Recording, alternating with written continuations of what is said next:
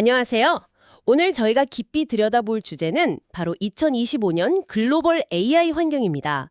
최신 보고서를 바탕으로 AI 기술이 얼마나 빨리 변하고 있는지, 또 경쟁은 어떤지, 이게 당신에게 어떤 의미가 있을지 핵심만 쏙쏙 뽑아보겠습니다. 네, 안녕하세요. 이번 분석을 보면 AI가 정말 우리 삶 깊숙이 들어오고 있다는 게 느껴지는데요. 연구개발 경쟁부터 경제적 영향, 그리고 AI 윤리 문제까지 살펴볼 게 많습니다. 네, 맞아요. 특히 가장 먼저 눈에 띄는 건 역시 그 미국과 중국의 경쟁 구도 같아요. 보고서를 보면 중국이 특허수 같은 걸로는 엄청 앞서가는데 또 미국은 핵심 모델 개발, 이런 질적인 면에서는 여전히 강하다. 이런 얘기가 있더라고요. 아, 네, 그렇죠. 중국 AI 특허가 전체의 한 70% 정도 된다고 하니 양적으로는 정말 대단하죠. 근데 말씀하신 대로 정말 혁신적인 판도를 바꾸는 그런 AI 모델들은 아직 미국에서 많이 나오는 게 현실입니다. 그리고 더 재밌는 건요. AI 성능 발전 속도가 너무 빨라서요. 기존에 쓰던 평가 방식, 그 벤치마크들이 금방 무용지물이 된다는 거예요. 아, 너무 빨리 발전해서 기준이 못 따라가는 거군요. 네네. 새로운 고난도 벤치마크가 나와도 1년 만에 성능이 70%씩 올라가기도 하고 그러니까요. 와, 70%요. 대단하네요. 그리고 성능 자체도 좀 비슷해지고 있다고요. 상위 모델들끼리는 큰 차이가 없고 심지어 그 폐쇄형 모델, 개방형 모델 간의 차이도 막 줄어들고 있다면서요? 맞습니다. 상향 평준화 현상이 뚜렷해지고 있죠. 기술 접근성이 더 높아진다고 볼 수 있는 긍정적인 신호기도 하고요. 물론 아직 복잡한 추론이나 계획 세우는 능력, 이런 건 좀 한계가 보이긴 합니다만. 그렇군요. 한국 얘기도 잠깐 나왔는데 인구 대비 특허 수는 1위지만 전체 규모에서는 아직 미중이랑 격차가 크다고요. 네, 그 점이 좀 아쉬운데요. 그래서 방금 말씀드린 이런 기술 민주화 흐름을 우리가 어떻게 잘 활용하느냐, 이게 앞으로 중요해질 것 같습니다. 네. 기술 경쟁 이야기도 흥미롭지만 AI가 이제 실제 우리 삶에 미치는 영향, 특히 과학이나 의료 분야에서요. 이것도 정말 놀랍던데요. 알파폴드 3 같은 거 보면 거의 영화 같잖아요. 그렇죠. 단백질 구조 예측은 이제 시작이고요. 신약 개발이나 뇌 지도 재구성 같은 정말 복잡한 문제 해결에 AI가 핵심적인 역할을 하기 시작했어요.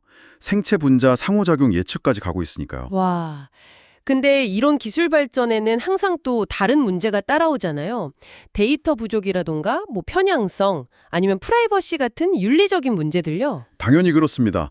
그래서 기술 개발과 함께 책임 있는 AI 설계, 신뢰 확보가 반드시 같이 가야 하는 거죠. 기술의 힘이 강해질수록 그 책임도 무거워지는 거니까요. 경제 쪽으로 넘어가 보면요. 2024년에 AI 투자가 다시 확 늘었다고요.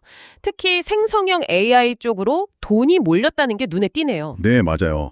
작년에 글로벌 민간 AI 투자가 1,500억 달러를 넘으면서 다시 좀 활기를 찾았는데 그 중심에 확실히 생성형 AI가 있었습니다. 투자는 여전히 미국이 압도적이고요. 미국이 주도하는군요. 네. 그리고 기업들이 AI를 도입하는 비율도 엄청 늘었어요.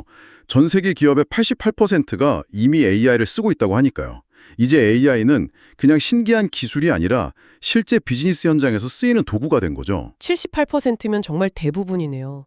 한국은 투자가 조금 주춤했다고 나오던데 그래도 신규 AI 스타트업 수는 늘었다니 다행이랄까요? 네, 그런 점은 긍정적일 수 있겠습니다. 자, 이렇게 기술이 널리 퍼지면서 그만큼 또 책임 문제도 심각해지는 것 같아요. AI 관련 사고도 계속 늘고 요즘 그 딥페이크 문제도 정말 심각하잖아요. 맞습니다. 책임 있는 AI, RA라고 하죠. 여기에 대한 논의나 연구는 정말 활발해요. 근데 현실에서는 아직 좀 따라가지 못하는 것 같습니다. 관련 사건 사고는 계속 역대 최고치를 찍는데 이걸 평가할 표준화된 방법은 부족하고 기업들도 위험성은 알지만 적극적으로 대응하기보다는 좀 지켜보는 경향이 있고요. 실제로 대응은 좀 부족하다. 네. 그리고 최신 모델들에서도 여전히 편향성 문제라던가 그 환각 현상 할루시네이션이라고 하죠. 그런 문제들이 계속 발견되고 있어요. 그렇군요. 대중들 인식도 좀 흥미로운 지점이 있던데요. AI가 유용할 거다, 이런 기대감은 높아지는데 정작 AI 기업이나 시스템이 공정할 거다, 내 데이터를 잘 보호해 줄 거다, 이런 신뢰도는 오히려 떨어지고 있다고요. 이 차이는 왜 생기는 걸까요? 그게 AI의 잠재력에 대한 기대는 큰데 막상 써보거나 접하면서 생기는 우려나 불안감도 같이 커지기 때문인 것 같아요.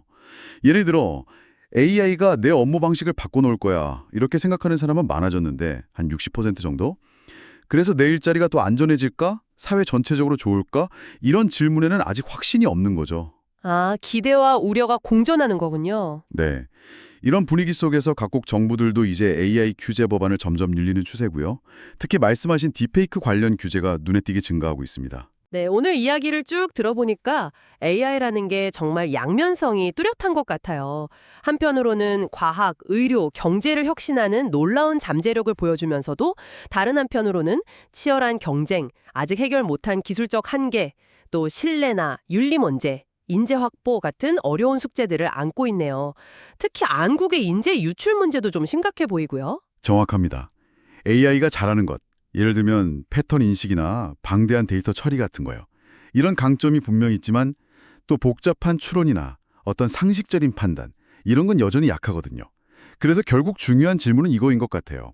인간의 강점과 AI의 강점을 어떻게 잘 조합해서 시너지를 낼 것인가? 그리고 그 과정에서 책임과 윤리의 문제를 어떻게 해결해 나갈 것인가? 네, 정말 중요한 질문이네요.